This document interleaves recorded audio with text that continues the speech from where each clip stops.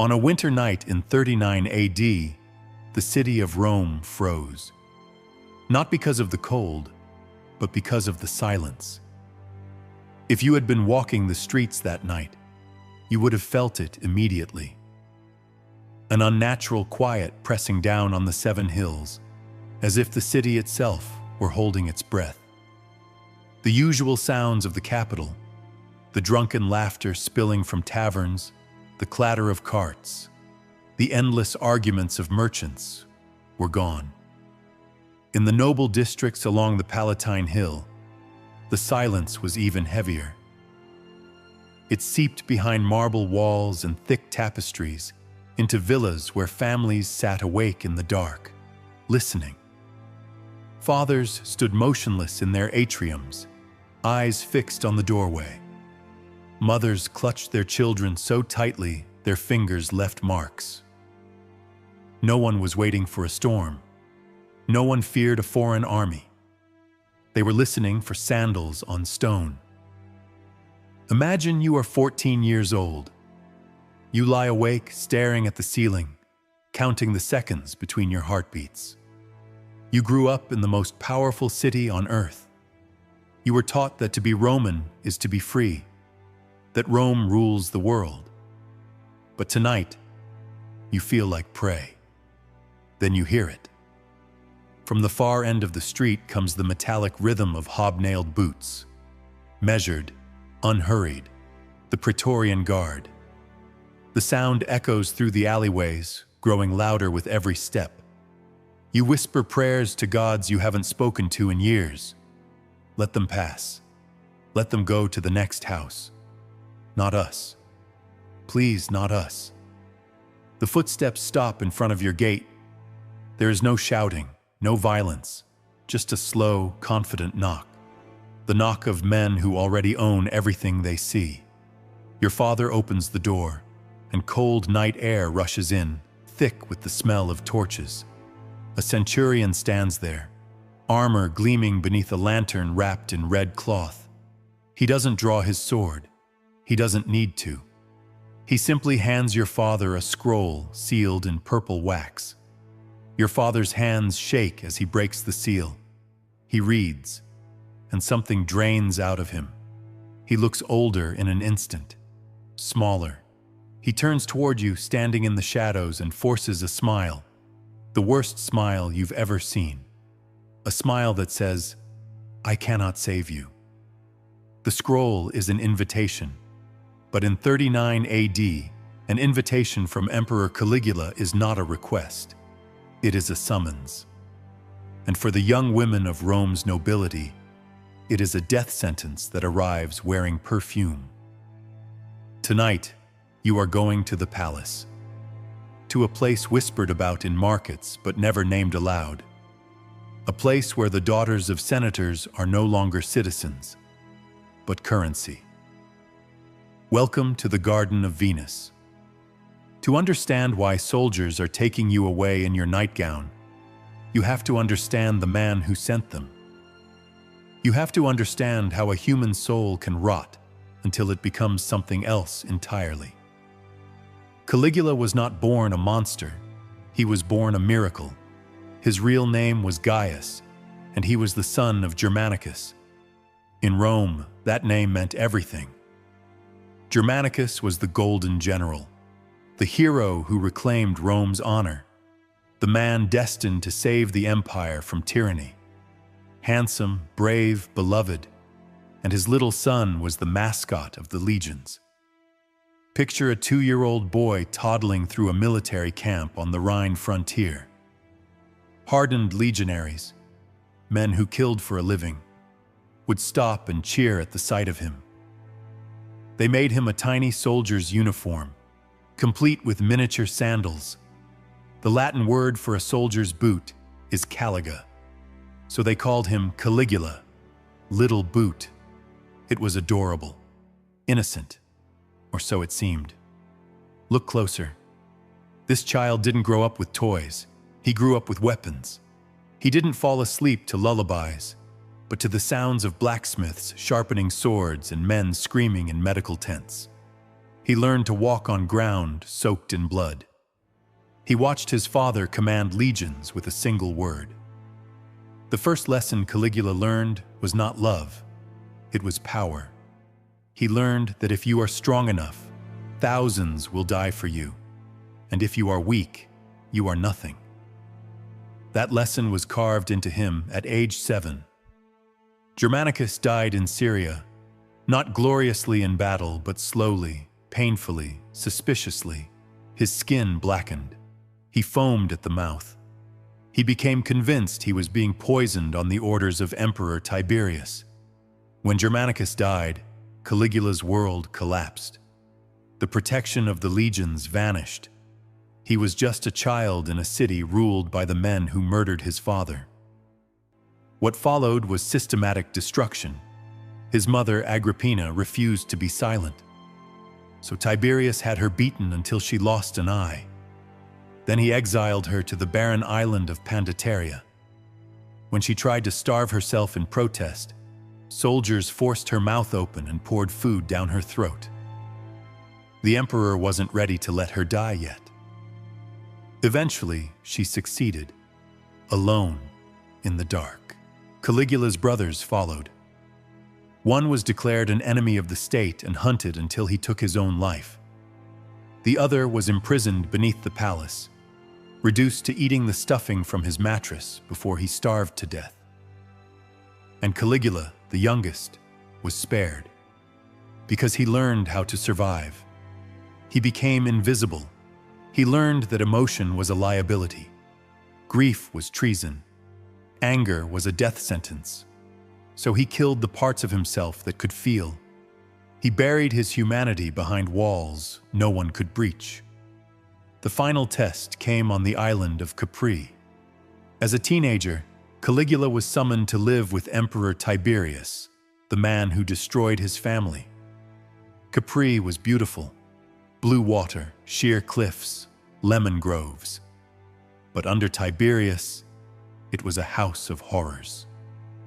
The old emperor had retreated there to indulge his darkest fantasies, far from Rome's eyes, and Caligula was forced to live with him. Every morning, he woke up and smiled at his mother's killer. He laughed at Tiberius's jokes. He watched people tortured for amusement and pretended not to care. Historians say he never cracked, not once. He was obedient, submissive, perfect. So perfect that one Roman orator later said there was never a better servant and never a worse master. Even Tiberius knew what he was creating. He would look into the boy's dead, empty eyes and whisper to his astrologers that he was raising a viper for Rome. All that swallowed rage wasn't disappearing. It was fermenting.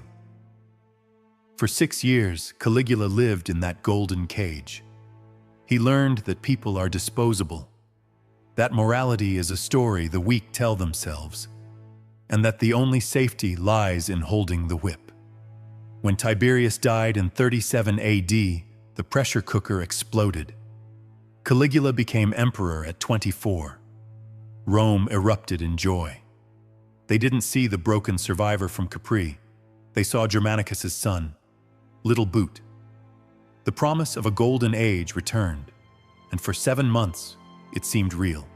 He burned treason records, recalled exiles, paid for games and feasts. He was charming, generous, radiant. Rome adored him. But it was just another role. In October of 37 AD, Caligula fell violently ill. For weeks, he hovered between life and death. Rome slept outside the palace, praying for him to survive. The man who rose from that bed was not the man who entered it. Something had snapped, or finally been unleashed. The mask was gone, and the monster stepped onto the stage. Caligula woke from the fever and looked around his palace with new eyes. For the first time, he truly understood it.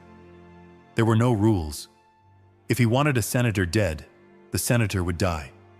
If he wanted the Senate dissolved, it would vanish. If he wanted to declare himself a god, who was going to stop him? He began small. He ordered his teenage cousin to commit suicide for coughing during dinner. Caligula found the sound irritating. He forced his own father-in-law to cut his throat with a razor. But killing was not enough. Death alone did not satisfy him. He needed humiliation. He needed to prove that he stood above every law, every custom, every god Rome had ever known. He spent money like water. He built a bridge of boats across the Bay of Baiae just to ride a horse across it, humiliating a soothsayer who said no man could. He dissolved pearls in vinegar and drank them. Within a year, the treasury, filled over 2 decades by Tiberius, was empty. The empire was bankrupt. Caligula didn't panic. He smiled. He looked at the proud, moralizing senators, the men who whispered behind his back, and saw a solution that would solve his money problems and feed his hatred at the same time. He would not merely tax them, he would break them. And that brings us back to the knock on the door. Caligula announced the opening of a new wing of the palace. Officially, it was a public service, a revenue project for the state.